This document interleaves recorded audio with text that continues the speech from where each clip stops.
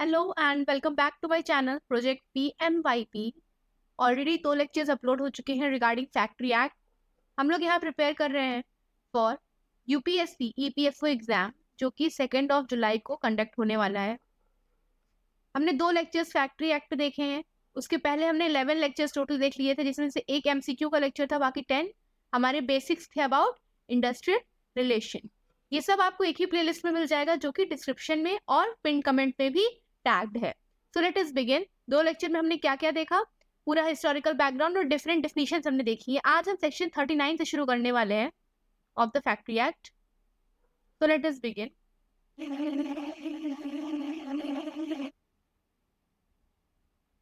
Okay, so section 39। Section 39 क्या कह रहा है? Part two require specification of defective parts और टेस्ट ऑफ स्टेबिलिटी। ठीक है, बिल्डिंग और part of a building dangerous to human life. Inspector of the factory take order in writing before a specified date to furnish such drawings, specification and other particulars to determine whether such building can be used with safety or to carry out tests and inform the officer। तो कोई भी ऐसी building या कोई भी ऐसे part of building जो कि डेंजरस है ह्यूमन लाइफ पे, उसको इंस्पेक्टर द्वारा इंस्पेक्ट किया जाएगा और उसके बाद वो बताएगा कि वो वहां पे काम किया जा सकता है कि नहीं। ये है सेक्शन 39 में। ठीक है, सेक्शन 40B कहता है सेफ्टी ऑफिसर्स के बारे में। This section makes provision for appointment of safety officer in factory जहां पे 1000 से ज्यादा लोग हैं। जब 1000 से ज्यादा लोग हैं तो क्या होना चाहिए वहां पे? Safety officer. ये क्वेश्चन बन सकता है कि सेफ्टी ऑफिसर्स कितने के प्लस में होना चाहिए? 1000 प्लस में होना चाहिए। Some more workers are employed by the state government by means of notification in official gazette may require the occupier carrying on dangerous and hazardous nature or manufacturing to appoint a safety officer। या तो ये condition applied हो या फिर state government notification के द्वारा specify कर दे कि पर्टिकुलर फैक्ट्री में क्योंकि वहां पे हजार्डस मशीनरी यूज हो रही है तो एक सेफ्टी ऑफिसर होना चाहिए। तब ये डिमांड की जरूरत नहीं है, तब कोई जरूरत नहीं कि वहां 1000 हो सकता है वहां 100 हो, लेकिन अगर स्टेट गवर्नमेंट ने कर दिया, ठीक है, तो वहां पे सेफ्टी ऑफिसर चाहिए। Next is section 41, power to make rules to supplement this chapter. Section 41 of Factory Acts 1948 empower the state government to make any rules to supplement this chapter। मतलब फैक्ट्री एक्ट को supplement करने के लिए section 41 add किया गया कि कुछ भी नए रूल्स बनाने हैं तो वो इस सेक्शन के थ्रू बन सकते हैं। अब देखो यहाँ फिर डेफिनेशन शुरू होती है वेलफेयर। वेलफेयर क्या है? The term labour welfare is related to facilities provided to the labour in and outside the factory premises such as canteens, restrooms, recreation facilities, housing and all other services. ठीक है, welfare measure involves 3 major aspects which are occupational health care, suitable working time and appropriate salary। क्या क्या है आपका? या तो occupational health care हो सकता है, ठीक है, कि occupational health care। अगला हो गया suitable working time, ठीक है, और अगला है appropriate salary, अच्छी सैलरी मिले, वर्क टाइम बढ़िया रहे और हेल्थ केयर आपका किया जाए। यही है आपका वेलफेयर मेजर्स। 3 मेजर एस्पेक्ट हैं इसके। The welfare measure aims at integrating the socio-psychological needs of employees, the unique requirement of particular technology, the structure and processes of organization, and existing socio-cultural environment. It creates a culture of work commitment in organization and society which ensures higher productivity and greater job satisfaction। अगर आप जो employer है, जो ऑक्युपायर है, वो अगर employees के का वेलफेयर करेगा, ठीक है, एम्प्लॉयज का वेलफेयर करेगा किस किस मीडियम से? Health care, occupational health care provide करे, उनको सूटेबल वर्क टाइम दे या फिर अप्रोप्रिएट सैलरी दे, ठीक है, तो एम्प्लॉयज अंदर से खुश रहेंगे और प्रोडक्टिविटी अपने आप निकल के बाहर आएगी। ठीक है, सोशल कल्चरल इन्वायरमेंट अच्छा रहे, फालतू की पॉलिटिक्स ना हो रही है ऑफिस में, ये सब इंक्लूड होता है उसमें। ठीक है, ये आपका वेलफेयर था। आगे आता है वेलफेयर प्रोविजंस, 42 to 50 सेक्शंस में है। वॉशिंग फैसिलिटीज है सेक्शन 42 में। क्या कहता है ये? Firstly, provide and maintain adequate and suitable facilities for washing all the workers in factory. Secondly, provide separate and adequately screened facilities separately for men and women. Thirdly, make accessible all the facilities to all the workers. The state government prescribes standard। ठीक है, washing facilities होनी चाहिए, section 42 में है। खाली आपको इतना पता होना चाहिए कौन सा चीज किस सेक्शन में है। अब अगला आता है सेक्शन 43। इसमें क्या है? Section contains some powers of state government. It states that state government has power to direct the factories regarding the places of storing the clothes for worker। ठीक है। वॉशिंग किसमें है आपका 42 में, और क्लोथ स्टोर करना 43 में। बहुत ही बेसिक बेसिक चीजें हैं, मेरे को समझाने जैसा नहीं है। फैसिलिटीज फॉर सिटिंग सेक्शन 44 में है। Chief inspector find that any worker can do his work more efficiently while sitting then he can direct the factory officials to arrange sitting arrangements for him. अगर chief inspector को लगता है कि वो खड़े होकर काम कर रहा है और बैठ के काम करेगा तो ज्यादा प्रोडक्टिविटी देगा, तो वो ये भी डायरेक्ट कर सकता है। फर्स्ट एड अप्लायंसेस सेक्शन 45 में है। The factory should provide and maintain proper list of first aid box at every work room.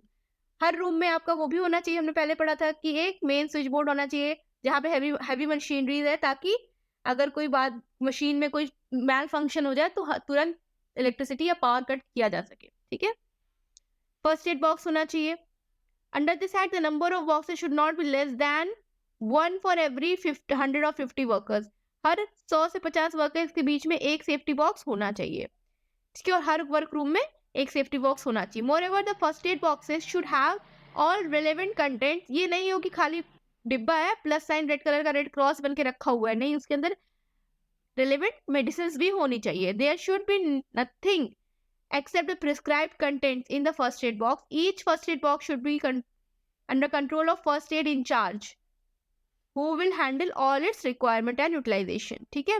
In case of number of workers, अगर 500 से ज़्यादा है, the factory should arrange an ambulance room with availability of all necessary equipment. एक ambulance room भी होना चाहिए कब, जब 500 से ज़्यादा workers हैं आपके, तो ambulance room भी होना चाहिए।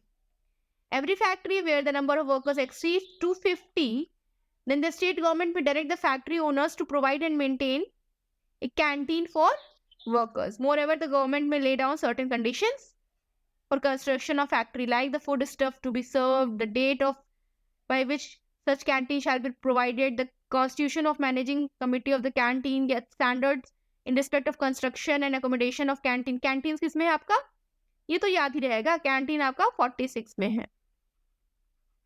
कब कैंटीन बनने का प्रोविजन है, जब 250 से ज्यादा वर्कर्स हैं। ठीक है। ऐसा नहीं कि उससे कम पे नहीं बना सकते, लेकिन कंपलसरी कब है, जब 250 से ज्यादा वर्कर्स हैं। रेस्ट रूम सेक्शन 47 में है। ठीक है।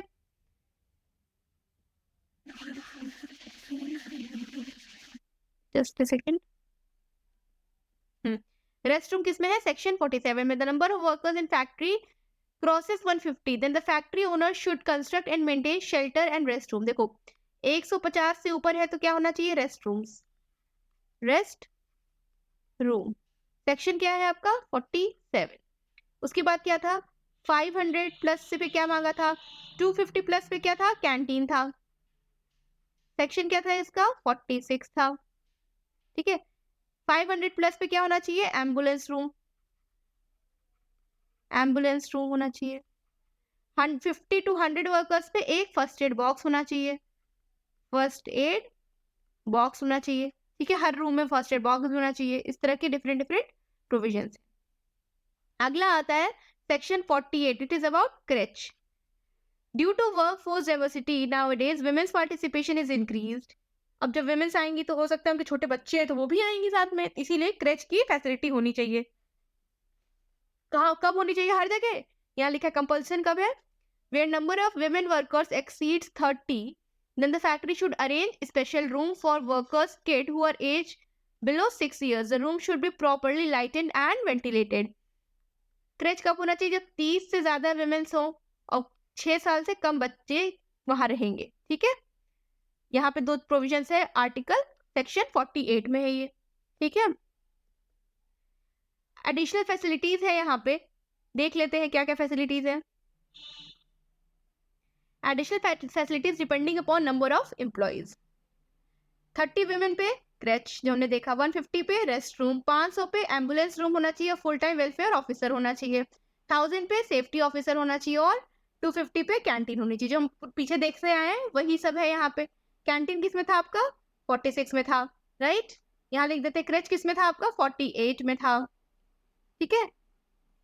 एंड आपके रेस्ट रूम्स यहाँ दिए हुए हैं 47 में दिए हुए हैं, फर्स्ट एड 45 में दिया हुआ है, रेस्ट रूम 47 में है, फर्स्ट एड 45 में है। ठीक है।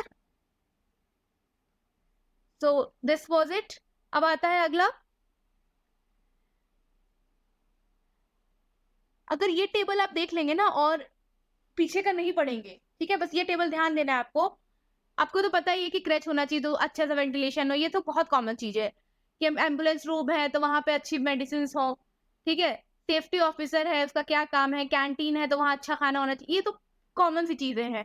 लेकिन हमें तो आंसर राइटिंग नहीं करनी ना यहाँ पे, हमको तो ये फैक्चुअल चीज़ें पता होनी चाहिए कि सेक्शन 48 में क्रैच है, जब 30 वुमेन से ज़्यादा होंगी तो क्रैच होना चाहिए और 6 साल से कम के बच्चे क्रैच में रहेंगे। 150 एम्प्लॉयी से ज़्यादा रहेंगे तो रेस्ट रूम होना चाहिए, सेक्शन 47 में कहा गया है। 500 एम्प्लॉयी से ज़्यादा होंगे तो एम्बुलेंस रूम होना चाहिए, सेक्शन 45 में कहा गया है। फुल टाइम वेलफेयर ऑफिसर होना चाहिए जब 500 एम्प्लॉयी से ज़्यादा होंगे। 1000 एम्प्लॉयी से ज़्यादा होंगे तो एक सेफ्टी ऑफिसर होना चाहिए, ठीक है? 250 एम्प्लॉयी से ज़्यादा होंगे तो कैंटीन होना चाहिए और ये कहा गया है सेक्शन 46 में, ठीक है? इतना रहने देते हैं, अब इसके आगे का हम नेक्स्ट पीडीएफ में पढ़ेंगे। ये पीडीएफ मैं आपको प्रोवाइड करा दे रही हूँ। पिन कमेंट में आप वहाँ पे जाके इस पीडीएफ को डाउनलोड करना, मैं एनोटेशंस हटा दूँगी। आप लोग खुद से इस पीडीएफ को देखना। ये नोट्स मैंने बनाई है जो 72 पेजेस का फैक्ट्री एक्ट है ना, उससे कॉपी करके उसमें से कुछ इंपॉर्टेंट पॉइंट्स निकाले हैं मैंने और मैक्सिमम चीज़ यहाँ पे कवर हो चुकी है। इसके बाहर तो मुझे नहीं लगता कुछ आएगा, ठीक है? बहुत सी बेसिक सी चीज़ें छोड़ी है मैंने और जितना इम्पोर्टेंट है जैसे सेक्शंस हो गया, इम्पोर्टेंट डिजिट्स हो गए कि 1000 से ऊपर क्या होना चाहिए, 250 से ऊपर क्या होना चाहिए, ठीक है? वो सब इंक्लूडेड है यहाँ पे। और अगर आपको ये वीडियो पसंद आ रही है, ये सीरीज़ पसंद आ रही है, kindly share it with your friends and follow my channel project PMYP. मिलते हैं नेक्स्ट वीडियो में, टिल देन जय हिंद।